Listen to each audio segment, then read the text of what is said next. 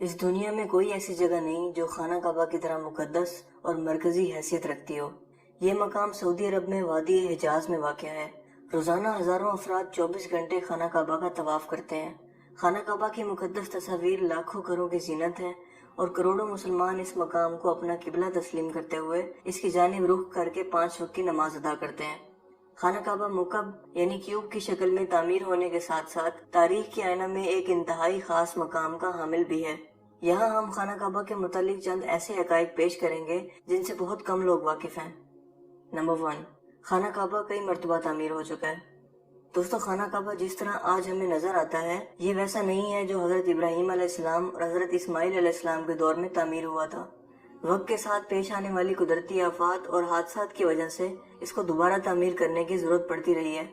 بے شک ہم سب جانتے ہیں کہ خانہ کعبہ کی دوبارہ تعمیر کا ایک بہت بڑا حصہ نبی کریم صلی اللہ علیہ وآلہ وسلم کی زندگی میں نبوت ملنے سے قبل ممکن ہو چکا تھا۔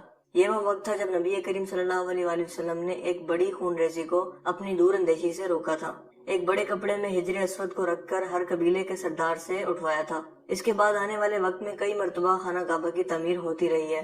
آخر میں خانہ کعبہ کی تفصیل سے آرائش 1996 میں ہوئی تھی، جس کے نتیجے میں بہت سارے پتھروں کو ہٹا دیا گیا تھا اور بنیاد کو مضبوط کر کے نئی چھت ڈالی گئی تھی۔ یہ اب تک کی آخری بڑی تعمیر ہے اور اب خانہ کعبہ کی عمارت کو پہلے سے کہیں زیادہ محفوظ تصور کیا جاتا ہے۔ نمبر 2، خانہ کعبہ کے 2 دروازے اور ایک کھڑکی ہوا کرتی تھی۔ دوستو، دوبارہ تعمیر کیے جانے سے قبل خانہ کعبہ کا ایک دروازہ اندر داخل ہونے کے لیے اور ایک باہر جانے کے لیے استعمال ہوتا تھا۔ ایک زمانہ تک خانہ کعبہ میں ایک کھڑکی ہوا کرتی تھی۔ خانہ کعبہ کی جو شکل آج موجود ہے اس میں صرف دروازہ موجود ہے، لیکن کھڑکی اب ختم ہو چکی ہے۔ نمبر 3، خانہ کعبہ کے مختلف رنگ۔ ہم لوگوں نے خانہ کعبہ کو ہمیشہ کالے رنگ کی کسوہ اور سونے کے دھاگوں میں دیکھنے کی ایسی عادت ہو چکی ہے کہ ہم اس کو کسی اور رنگ میں تصور بھی نہیں کر سکتے۔ یہ روایت عباسد، جن کی گھر کا رنگ کالا تھا، کے دور سے چلی آ رہی ہے، لیکن اس سے قبل خانہ کعبہ مختلف رنگ کے غلاف سے ڈھکا رہتا تھا۔ ان رنگوں میں ہرا، لال اور سفید رنگ شامل ہیں۔ نمبر 4، خانہ کعبہ کی چابیاں ایک خاندان کی تحویل میں ہیں۔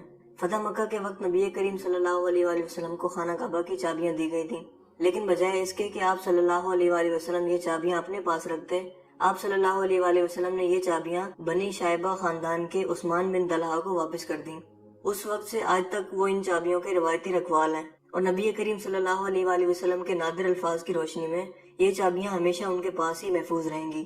حضور اکرم صلی اللہ علیہ وآلہ وسلم نے فرمایا تھا، اے بنی طلحہ، یہ چابیاں روز قیامت تک تیری تحویل میں رہیں گی، سوائے اس کے کہ وہ زور زبردستی تجھ سے غیر اخلاقی طریقے سے چھین لی جائیں۔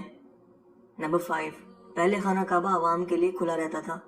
دوستو، پہلے خانہ کعبہ ہفتہ میں 2 مرتبہ عوام کے لیے کھلا ہوتا تھا اور کوئی بھی خانہ کعبہ کے اندر داخل ہو کر عبادت کر سکتا تھا، لیکن موجودہ زمانے میں زائرین کی تعداد زیادہ ہونے کی وجہ سے اور دوسری وجوہات کی بنا پر خانہ کعبہ کو اب سال میں صرف 2 مرتبہ کھولا جاتا ہے اور اس میں صرف اعلیٰ شخصیات اور خاص مہمان ہی داخل ہو سکتے ہیں۔ نمبر 6، خانہ کعبہ کے آس پاس تیراکی کی جا سکتی تھی۔ دوستو، خانہ کعبہ کے وادی کے نچلے حصے میں ہونے کی وجہ سے دیگر مسائل میں سے ایک مسئلہ یہ بھی تھا کہ جب بارش ہوا کرتی تھی تو وادی میں سیلاب آ جایا کرتا تھا۔ یہ مکہ جیسے شہر کے لیے کوئی انوکھی بات نہیں تھی، لیکن یہ بات دوسرے مسائل کی وجہ بنتی تھی۔ اس وقت یہاں سیلاب کی روک تھام اور نکاسی آب کا نظام موجود نہیں تھا۔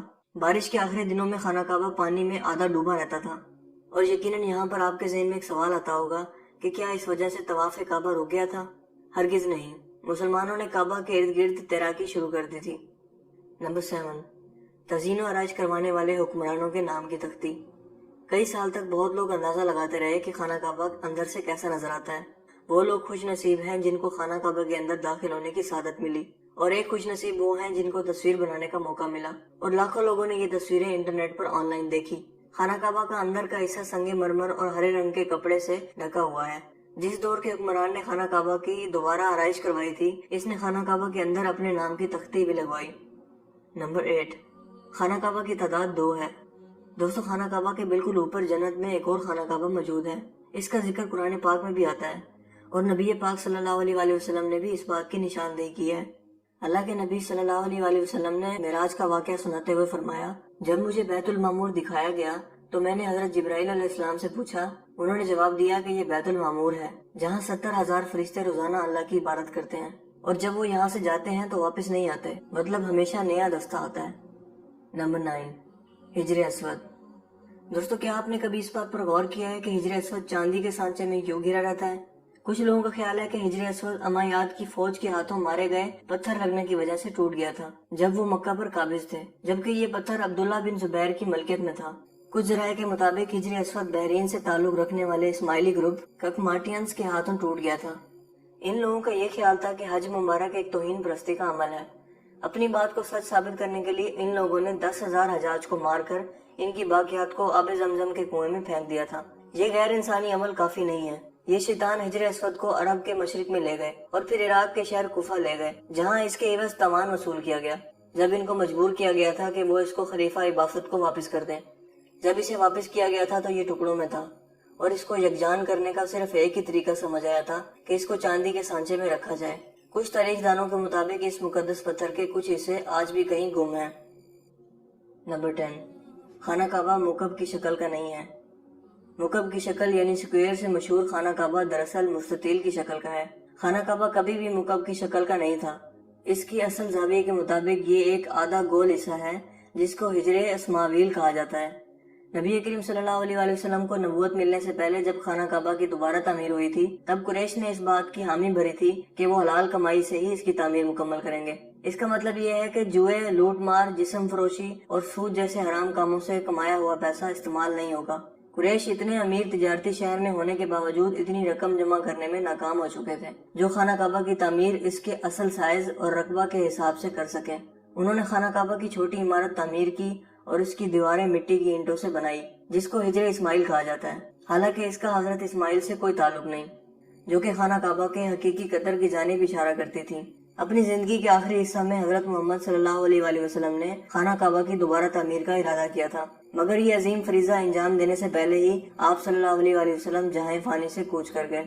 खलीफा अब्दुल्ला बिन जुबैर के दौरे हुकूमत के चंद साल के मुख्तसर वक्फा में खाना काबा अपनी उसी शक्ल में मौजूद था जिसमें नबी पाक सल्लल्लाहु अलैहि वसल्लम ने देखा था। दोस्तों, मुझे उम्मीद है आज की ये वीडियो आपके लिए काफी इंटरेस्टिंग हुई होगी और आपकी इन्फॉर्मेशन में इजाफे का बाइस बनी होगी। अगर वीडियो आपको अच्छा लगा तो इस वीडियो को लाइक कीजिए और शेयर कीजिए। मजीद इस तरह की वीडियोस के लिए आप हमारे चैनल को जरूर सब्सक्राइब कीजिए।